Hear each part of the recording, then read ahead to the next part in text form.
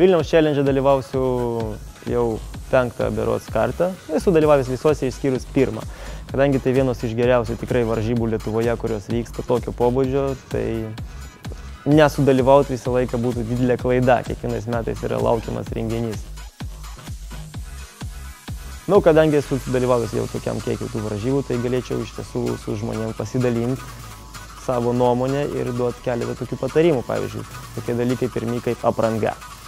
Tai aprangą reikėtų turėti su savimi iš tiesų tokią, kuri būtų labai patogi, kuri greit džiūtų, nes reikia daug kartų lipti į vandenį ir geriausias variantas, kad tai būtų arba timpos ilgos, arba timpos trumpos, priklauso nuo oro sąlygų.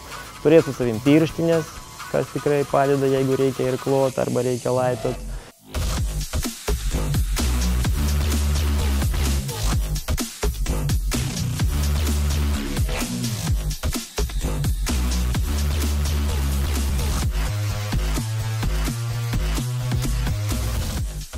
Avalynė, batai.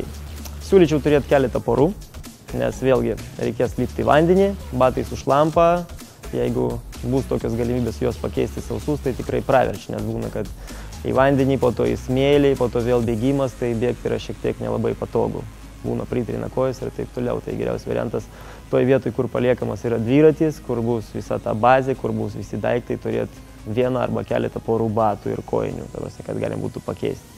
Visą laiką turės su savim būtina žibintuvėlį. Geriausias variantas, kad tai būtų žibintuvėlis, kuris kabinasi ant galvos ir kad turėtų 2 komandos nariai, o ne vienas, nes tikrai lipant į požemius tos visus, tai tamsoj tikrai praverčia. Tikrai yra naudinga, nereikės būti priklausomų nuo kitų ir bėgti tik tai paskui tos, kurie turi šviesą. Vanduo turėti su savim būtinai. Gali būti saldintas vanduo arba vanduo su angliavandeniais kažkokiais tais, jau mišinukas.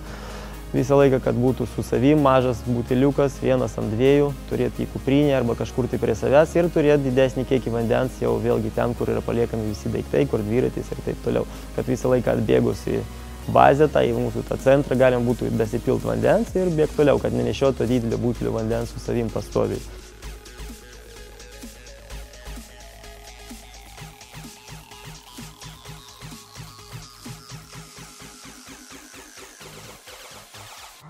Tai dabar visiems dideli linkėjimai, sveikatos, ištvermės ir manau su visais susitiksim prie starto. Geriau būtų prie finišo.